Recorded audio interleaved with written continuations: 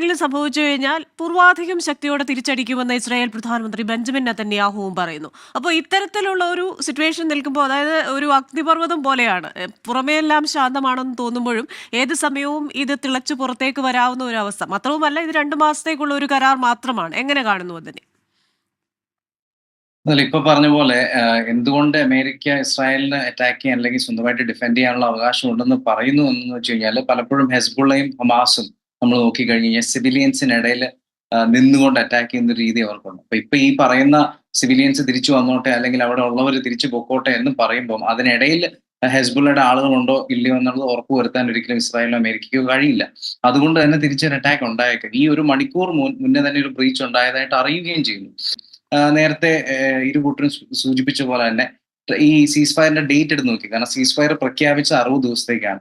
പ്രഖ്യാപിക്കുന്ന ദിവസം മുതൽ കറക്റ്റ് 54 ദിവസമാണ് ട്രംപ് ഇനി എൻ്റർ ചെയ്യാൻ ബാക്കിയുള്ളത്. അപ്പൊ തീർച്ചയായിട്ടും ട്രംപിനെ മുന്നിൽ കണ്ടുകൊണ്ടുള്ള ഒരു തീരുമാനം തന്നെയായിരുന്നു ഈ ceasefire. Senator Ted Cruz ആരോപിച്ചിരിക്കുന്ന ഒരു കാര്യം ഞാൻ പറയാം. അതായത് ജോ ബൈഡൻ ഒരു തരത്തിൽ പറഞ്ഞു കഴിഞ്ഞാൽ ഇസ്രായേലിനെ ബ്ലാക്ക്മെയിൽ ചെയ്തുകൊണ്ടാണ് ഇത്തരത്തിലുള്ള ഒരു തീരുമാനത്തിലോട്ട് എത്തിച്ചതെന്ന് അദ്ദേഹം ആരോപിക്കുന്നു. അതിൽ അദ്ദേഹം പറയുന്നത് വെച്ച് കഴിഞ്ഞാൽ ഇസ്രായേലിനുള്ള എയ്ഡ് മനഃപൂർവ്വമായിട്ട് സ്ലോ ആക്കുന്നു, അവർക്ക് റീലോഡ് ചെയ്യാനുള്ള സമയം അമേരിക്ക കുറച്ചു കൊണ്ടിരുന്നു, അതുകൊണ്ട് തന്നെ ഇസ്രായേൽ ഒരു ബ്രേക്ക് എടുക്കേണ്ടതായിട്ട് ആവശ്യം വരുന്നു എന്നുള്ളൊരു ആരോപണമാണ് അദ്ദേഹം മുന്നോട്ട് വെക്കുന്നത്. പക്ഷെ എന്തായാലും ജാനുവരി 20th ശേഷം ട്രംപ് കയറുമ്പോൾ ഒരു കാര്യം ചിന്തിക്കുക, കഴിഞ്ഞ തവണത്തെ പോലെ ഇത്തവണ ട്രംപ് ഹാൻഡ് പിക്ക് ചെയ്ത പ്രോ ഇസ്രായേൽ നാഷണലിസ്റ്റ് വികാരമുള്ള ആളുകളാണ്. ഇപ്പം തുൾസി ഗാബർഡ് ഉണ്ട്, അതിൻ്റെ അകത്ത് മൈക്ക് വാൾസ് ഉണ്ട്, മാർക്കോ റൂബിയോ ഉണ്ട്. ഇങ്ങനെയുള്ള ആളുകളെയാണ് ഇദ്ദേഹം നാഷണൽ സെക്യൂരിറ്റിക്കും ഇന്റലിജൻസിനുമായിട്ട് തീരുമാനിച്ചിരിക്കുന്നത്. സോ അവരൊക്കെ ശരിക്കും പറഞ്ഞു കഴിഞ്ഞാൽ പ്രോ ഇസ്രായേലാണ്. സോ അതുകൊണ്ട് തന്നെ തിരിച്ചു വരുമ്പം ഇസ്രായേലിന് സപ്പോർട്ട് കിട്ടും എന്നുള്ളൊരു വിശ്വാസം ബെഞ്ചമിൻ നെതന്യാഹുവിനും ഉണ്ട്. എന്നാൽ ബൈഡനെ സംബന്ധിച്ചുള്ള ചെറിയ വിജയം അദ്ദേഹത്തിന് വേണമെങ്കിൽ ക്ലെയിം ചെയ്യാം. കാരണം ഈ കഴിഞ്ഞ 4 വർഷത്തിൽ ഒരുപാട് പരാജയങ്ങൾ പല രീതിയിൽ, ഇപ്പം അഫ്ഗാനിസ്ഥാൻ എന്നുള്ള ഡിസാസ്ട്രസ് ആയിട്ടുള്ള ഒരു വിഡ്രോവൽ ഉണ്ടായി, അതിന് പിന്നാലെ റഷ്യ യുക്രൈൻ വാർ ഉണ്ടായി, അതിന് പിന്നാലെ ഇസ്രായേൽ ഗാസ യുദ്ധം ഉണ്ടായി, അതിന് പിന്നാലെ ഇസ്രായേൽ ലെബനോൺ അല്ലെങ്കിൽ ഇസ്രായേൽ ഹെസ്ബുള്ള യുദ്ധം ഉണ്ടായി. ഇങ്ങനെയുള്ള പരാജയങ്ങൾക്കെല്ലാം ഒടുവിൽ ഒരു ചെറിയ വിജയമെങ്കിലും കണ്ടിട്ട് അല്ലെങ്കിൽ ക്ലെയിം ചെയ്തിട്ട് ഇറങ്ങാം എന്നുള്ളൊരു ആഗ്രഹം കൊണ്ട് ഒരുപക്ഷെ ബൈഡന് കാണും. അതുകൊണ്ട് ഒരു പൊളിറ്റിക്കൽ പ്ലേ ആയിട്ട് കൂടെ ഇതിനെ കാണാം. 60 ദിവസം നിൽക്കുമോ എന്നുള്ളത് എനിക്ക് പക്ഷേ സംശയമാണ്. ഈ കരാറിൽ തന്നെ കൃത്യതയില്ല, വ്യക്തതയില്ല എന്നൊരു വിമർശനം വരുന്നുണ്ട്. 2, ഇത്തരത്തിലൊരു കരാർ ലെബനനിൽ ഉണ്ടാകുമ്പോൾ ഗസയിലേക്ക് അത് എന്തുകൊണ്ട് വ്യാപിപ്പിക്കുന്നില്ല എന്നൊരു ചോദ്യവും ഉയരുന്നില്ലേ? തീർച്ചയായിട്ടും നേരത്തെ ശ്രീനിവാസൻ സാർ സൂചിപ്പിച്ച പോലെ ഇസ്രായേലിനെ സംബന്ധിച്ചിടത്തോളം ഇതിനകത്തൊരു വിൻ ലൂസ് സിറ്റുവേഷൻ എന്ന് വേണേൽ പറയാം. കാരണം ഹെസ്ബുള്ളയ്ക്ക് ഈ ഒരു സമയത്ത് 2006 ഓർമ്മയുണ്ടോ എന്നറിയില്ല, 34 ദിവസം വാറിൽ കയറിയതിനു ശേഷം, കാരണം ഹെസ്ബുള്ള പ്രൊവോക്ക് ചെയ്തുണ്ടായ ഒരു വാറാണ് 2006 ലെബനോൺ വാർ.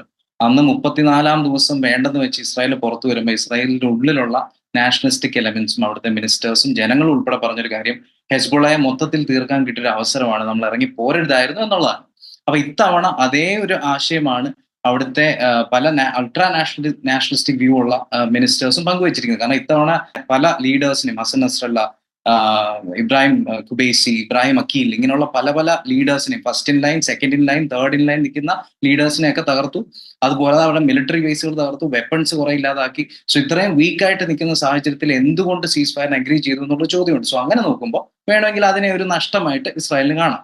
പക്ഷെ മറിച്ച് ഉള്ള ടേംസ് അംഗീകരിക്കപ്പെട്ട് മുന്നോട്ട് പോകുകയാണെന്നുണ്ടെങ്കിൽ ഹമാസിന്റെ കാര്യത്തിൽ ഫുൾ ഫോക്കസ് കൊടുക്കാൻ പറ്റും. കാരണം ഒക്ടോബർ 8 മുതൽ, കഴിഞ്ഞ വർഷം ഒക്ടോബർ 8 മുതൽ ഹമാസിനെതിരെയുള്ള അറ്റാക്ക് പുറത്തു വിട്ടപ്പോഴത്തേക്കും മറുവശത്ത് നിന്ന്, നോർത്തേൺ സൈഡിൽ നിന്ന്, ലെബനോണിൽ നിന്ന് ഹെസ്ബുള്ളയുടെ അറ്റാക്ക് കണ്ടിന്യൂസ് ആയിട്ട് ഇസ്രായേലിന് കിട്ടിക്കൊണ്ടിരുന്നതുകൊണ്ട് ഒരു ഡിസ്റപ്ഷൻ ആയിരുന്നു. അവർക്ക് ബുദ്ധിമുട്ടുണ്ടാകുമായിരുന്നു ഹമാസിനെ മൊത്തമായിട്ട് ഇല്ലാതാക്കാനായിട്ട്. എല്ലാ സൈഡിലും സൈന്യത്തെ വിന്യസിച്ച് റിസോഴ്സസ് പങ്കുവെച്ച് പോകേണ്ട ഒരു അവസ്ഥയായിരുന്നു. പക്ഷെ ഇത്തവണ പറഞ്ഞത് ശരിയാണെങ്കിൽ ഹെസ്ബുള്ള വീക്കായിട്ട് നിൽക്കുന്നു, ഈ ഒരു സീസ് ഫയർ അവർ ലംഘിക്കില്ലെന്നുണ്ടെങ്കിൽ ഹമാസിന് ഫുൾ ഫോക്കസ് കൊടുത്തുകൊണ്ട് ഇസ്രായേൽ ഇല്ലാതാക്കാം അല്ലെങ്കിൽ അവരുടെ ഇൻഫ്രാസ്ട്രക്ചർ ഇല്ലാതാക്കാം എന്നുള്ള ഒരു ആഗ്രഹം ബെഞ്ചമിൻ നെതന്യാഹുവിനുണ്ട്. അത് ബൈഡൻ അനുവദിച്ചാൽ തീർച്ചയായിട്ടും ഇസ്രായേലിന് ഒരു വിൻ സിറ്റുവേഷൻ വരുന്നത് അവിടെയാണ്.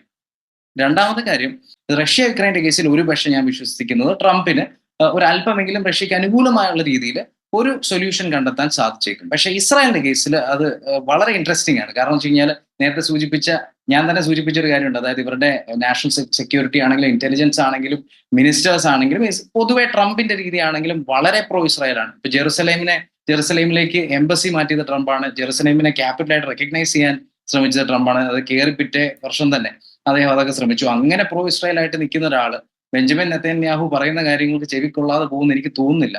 സോ അതുകൊണ്ട് മാത്രമല്ല ഇറാനെതിരെ ശക്തമായ നിലപാട് സ്വീകരിച്ചിട്ടുള്ള പ്രസിഡന്റും ട്രംപാണ്.